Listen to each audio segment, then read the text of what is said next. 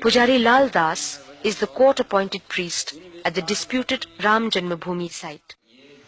विश्व हिंदू परिषद ने मंदिर बनाने का कार्य शुरू किया है, इसके बारे में क्या सोचते हैं? ये तो एक राजनीतिक मुद्दा है।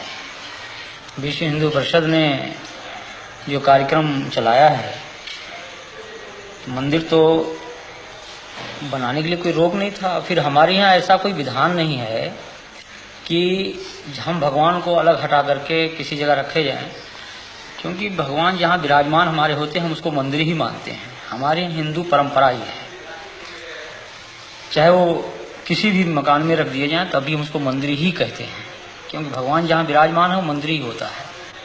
फिर अलग से मंदिर बनाने का कोई औचित्य नहीं है। अगर अलग से भी बनाया जाता तो उस इमारत में जिसमें भगवान विराजमान हैं हम उसको तोड़ना भी नहीं चाहते हैं, और जो लोग तोड़ना चाहते हैं वो इस मुद्दे को लेकर तोड़ना चाहते हैं कि पूरे हिंदुस्तान में एक तनाव की स्थिति पैदा हो और हिंदू मत जो है हमारे पक्ष में हो। उनको ये चिंता नहीं है कि कितना बड़ा जनसंहार होगा, कितने लोग मारे जाएंगे, कितने कटेंगे, कितनी बर्बादियां होंगी, या जो मुस्लिम बाहुल क्षेत्र में हिंदू रहते हैं उनकी क्या परिस्थिति होगी। हमारे देश के सामने तमाम ऐसी समस्याएं हैं कि 1949 से आज तक किसी मुसलमान ने वहां कोई अवरोध नहीं पैदा किया। लेकिन जब इन्होंने यह नारा दिया कि बाबर के संतानों से खून का बदला लेना है, तब पूरा देश जो है वो दंगाग्रस्त हो गया और कम से कम हजारों लोग इसमें मारे गए, मौत के घाट उतार दिए गए। लेकिन तब भी इन लोगों ने जरा सा यह महसूस नहीं किया कि यह तनाव जो देश में फैल रहा है, हिंदू मुस्लिम की जो एकता आज हमारे देश में बनी हुई थी, तमाम मुस्लिम शासकों ने मंदिरों को जो जागीरें दी, आज जानकी घाट में माफीनामा मिला, हनुमानगढ़ी के बहुत से भाग मुसलमानों के बनाए हुए हैं, फकीर राम जी का मंदिर मुसलमानों का माफीनामा है। ये तमाम जो जागीरें मुसलमानी शासकों द्वारा मंदिरों में दी गई और अमीर अली और बाबा रामचरण दास की जो समझौते थे कि हम हिंदू और मुसलमान दोनों एक मिलकर के रहेंगे, उसी जन्मभूमि के पार्ट में दो भाग किया गया कि एक तरफ मुसलमान नमाज पढ़ेंगे, एक तरफ हिंदू पूजा करेंगे। ये सारी बातें जो थी उस पर इन लोगों ने पानी फेर दिया।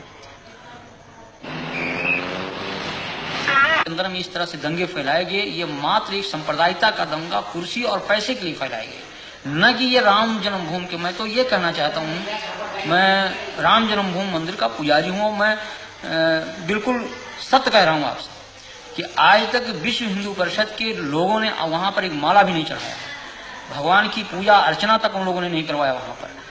और कब बल्कि उन्होंने व्यवधान डाला। हमने हाई कोर्ट में रिट दायर किया और रिट दायर करके तब वहां की भोग व्यवस्था चालू करवाया।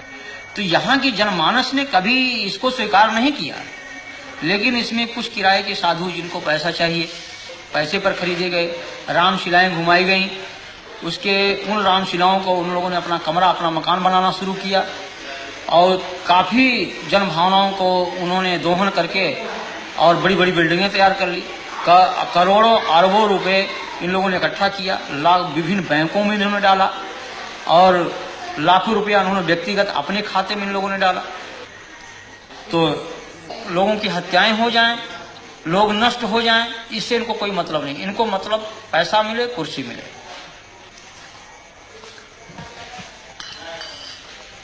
यहाँ जो लोग हिंदू राष्ट्र की बात करते हैं, राम के नाम पर तनाव फैलाते हैं, हिंसा करते हैं, ये सभी उच्च जाति के लोग हैं और ये सबके सब सुविधा भोगी है।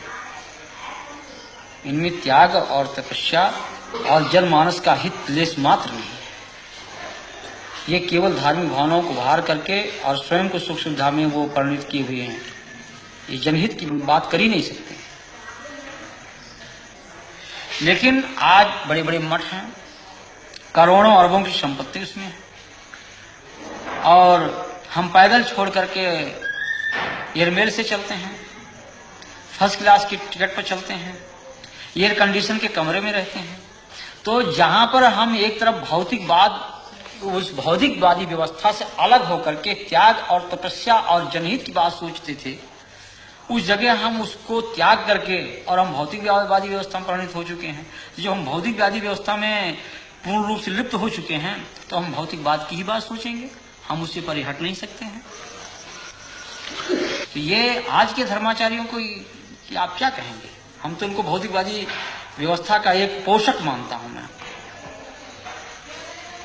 ये जो पूंजीपति कहते हैं कि हिंदू धर्म की रक्षा, हिंदू धर्म की रक्षा, मैं कह रहा हूं कि यहीं पर देश के पूंजीपतियों जो आज धर्म के आज अशोक सिंघल को इस बात को जो कह रहे हैं कि हम बहुत बड़े राम के भक्त हैं, क्या राम का यही आदर्श है कि 90% लोग भूखों मरे?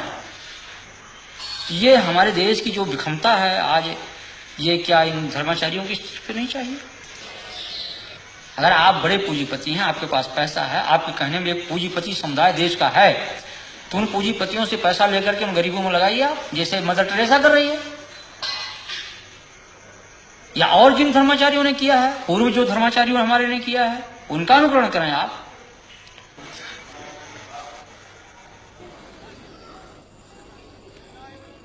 कि जनमानस को इसका विरोध करना चाहिए कि किसी की धार्मिक भावना पर ठेस नहीं पहुंचाना चाहिए। हम किसी के दिल को तोड़े नहीं, हमारा धर्म ये अलाउ नहीं करता है, इस चीज को कभी अनुमति नहीं देता है।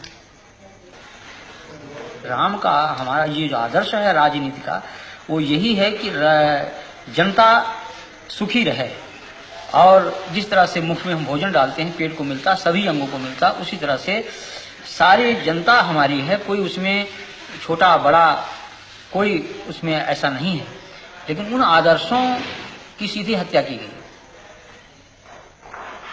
मगर साधु देखो जग बौराना, साच कहो तो मारन धावे, झूठे जगपतियाना।